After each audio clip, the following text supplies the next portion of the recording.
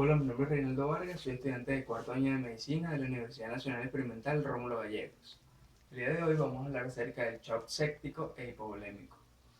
Abordaremos temas de definición, epidemiología, sintomatología, causas y diferencias entre ellos. El shock séptico se define como el estado de hipoperfusión tisular desencadenado por el síndrome de respuesta inflamatoria sistémica de origen infeccioso. Recordemos que el síndrome de respuesta inflamatoria sistémica va a presentar una sintomatología de aumento de la temperatura mayor a 38,5 grados centígrados. Puede haber ya sea leucocitosis o leucopenia mayor a 12.000 o una leucopenia menor a 4.000. Ok, además de otros síntomas como taquipnea, etcétera, ¿no? De origen infeccioso, como ya dijimos. En 1992, el shock séptico se definió en la conferencia Consenso ACCP, por sus siglas en inglés, como el estado de hipotensión desencadenado por la sepsis, a pesar de un adecuado aporte de líquidos. Aunado a esto, alteraciones de perfusión tisular, lo que hablamos anteriormente de una hipoperfusión tisular. Eh, Hablando de la epidemiología, en Estados Unidos se mostró un aumento del 8,5% de la incidencia anual. Este aumento pues, está relacionado con la edad avanzada del paciente, el aumento en la invasión e instrumentación médica, la inmunosupresión, donde entra el síndrome de inmunodeficiencia adquirida, o la inmunodepresión también puede ser por la exposición a quimioterapias o a radiaciones, también por los trasplantes y una resistencia creada a los antimicrobianos. A pesar de los nuevos tratamientos, la mortalidad sigue siendo elevada y representa alrededor del 50 o 60%. Los síntomas del shock séptico, como ya dijimos anteriormente, esto es un trastorno de hipoperfusión tisular. La hipoperfusión es la disminución del riego sanguíneo hacia los tejidos del cuerpo. Al haber hipoperfusión o disminución de riego sanguíneo a los órganos vitales como el cerebro y el corazón, va a, haber, va a desencadenar una hipotensión, que está definida como la presión arterial sistólica menor a 90 milímetros de mercurio o 40 milímetros de mercurio por debajo de la tensión normal. También relacionado con el trastorno de hipoperfusión está la oliguria. Debido a que no llega suficiente riego sanguíneo al riñón, este deja de trabajar o trabaja poco. Se produce a consecuencia de esto oliguria, que viene representada menor a 30 ml por hora, siendo lo normal el equivalente a kilogramos por ml por día. Aunado a esto, trastornos mentales, trastornos mentales agudos, como confusión, obnubilación y también agitación. Y también vamos a encontrar la acidosis láctica. Respecto a la fisiopatología, vamos a encontrar que va a haber una bacteremia, que es la presencia de bacterias en sangre, por colonización de bacterias comensales. En lo que es la membrana mucosa, que cubren los tejidos del tracto gastrointestinal, el tracto respiratorio y urogenital. Va a haber una adherencia de la bacteria a esta superficie mucosa. Los comensales van a competir con esta flora endógena y va a haber una translocación bacteriana desde el intestino, un daño en el epitelio nasoduodenal, y en el tracto urinario va a haber una translocación de patógenos por el epitelio tubular renal. A continuación, hablaré acerca del diagnóstico y el tratamiento.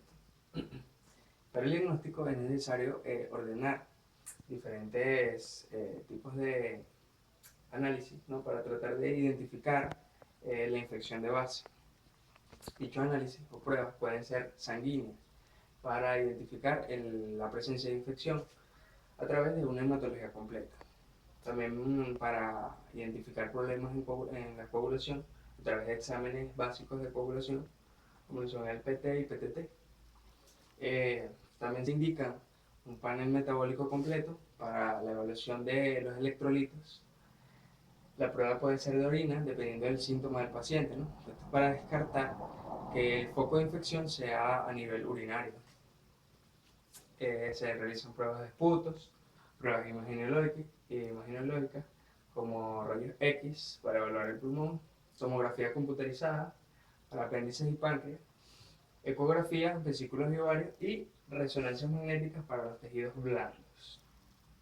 El tratamiento consta de 5 enfoques, como son el control de infección, ¿no? Una vez encontrado o se encuentra el foco de infección, se recurre a la antibiótico terapia, a la administración de antibióticos. Anteriormente, el antibiótico inicialmente debería ser un antibiótico de amplio espectro, pero una vez encontrado este foco de infección, se, a- se amolda el antibiótico para la bacteria en específico. También encontramos la estabilización hemodinámica. El paciente, debido a la hipoperfusión tisular, se va a encontrar en un estado de deshidratación. Por ende, es necesario la administración de fluidos por vía intravenosa o endovenosa. Fluidos como soluciones fisiológicas, al 0,9%. Si el paciente, eh, aún recibiendo los fluidos, ah, la presión no aumenta, o si está en estado de hipotensión, se recurren al uso de drogas vasoactivas, las cuales contraen los vasos sanguíneos y de esta manera puede aumentar la presión arterial.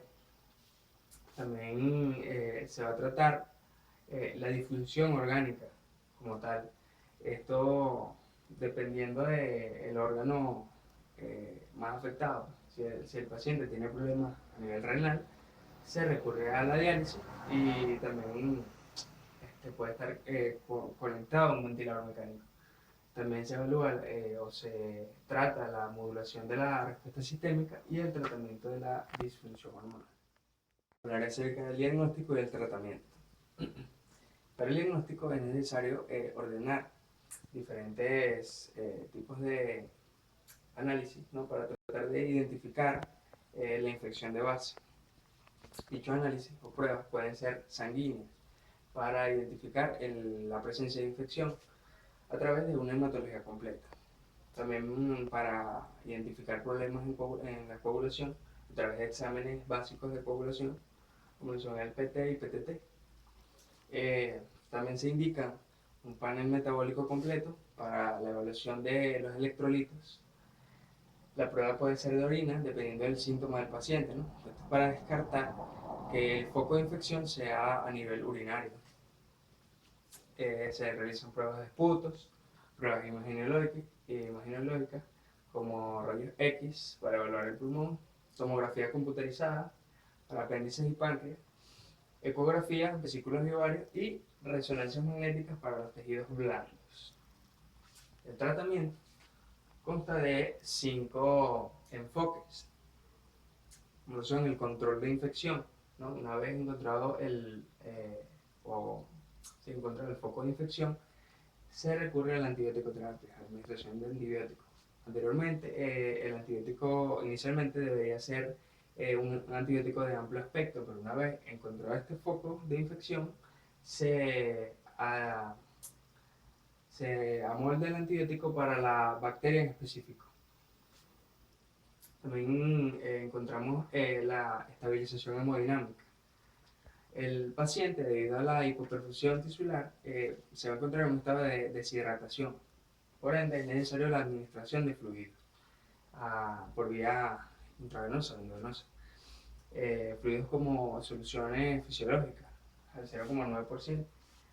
Si el paciente, eh, aún recibiendo los fluidos, ah, la presión no aumenta, o si está en estado de hipotensión, se recurren al uso de drogas vasoactivas, las cuales contraen los vasos sanguíneos y de esta manera puede aumentar la presión arterial. También se va a tratar la disfunción orgánica como tal. Esto dependiendo del órgano más afectado. Si el paciente tiene problemas a nivel renal, se recurre a la diálisis y también puede estar conectado a un ventilador mecánico. También se evalúa o se trata la modulación de la respuesta sistémica y el tratamiento de la disfunción hormonal. Ya para finalizar, hablaremos de una manera general acerca del shock hipovolémico. La hipovolemia es la disminución del volumen ya sea de sangre o líquidos. El shock hipovolémico es una afección grave, ¿no? La cual consiste en la pérdida grave de sangre o líquidos, ¿no? Lo que hace que el corazón sea incapaz de bombear la suficiente sangre al resto del organismo. De las causas, podemos encontrar que la causa es la pérdida de aproximadamente la quinta parte o más del volumen sanguíneo. ¿No? Este sangrado, o sea, las causas de sangrado pueden ser externas, en el caso de una herida abierta por algún traumatismo grave, o puede ser de origen interno a través de una hemorragia, como es el caso de una hemorragia del tracto gastrointestinal. Además, la sangre puede también disminuir por la pérdida de líquidos corporales, a través de la diarrea, quemaduras, vómitos y la transpiración excesiva. Entre los síntomas, signos y síntomas, podemos encontrar que va a haber cianosis, también va a haber hipotermia, hipotensión, oliguria, taquipnea, pérdida del conocimiento, confusión y ansiedad. Además de estos signos y síntomas que podemos apreciar y el paciente nos manifiesta, podemos hacer exámenes para diagnosticar, como son el análisis bioquímico, el hemograma, la ecografía, la endoscopia, la tomografía computarizada, ¿no? Y bueno, en el tratamiento tienen estos tres enfoques que son maximizar el suministro de oxígeno para lo que es la regularización de la hipoxia, el control de la pérdida de sangre y la restitución con líquido. Bueno, esto fue toda la exposición, espero que haya sido de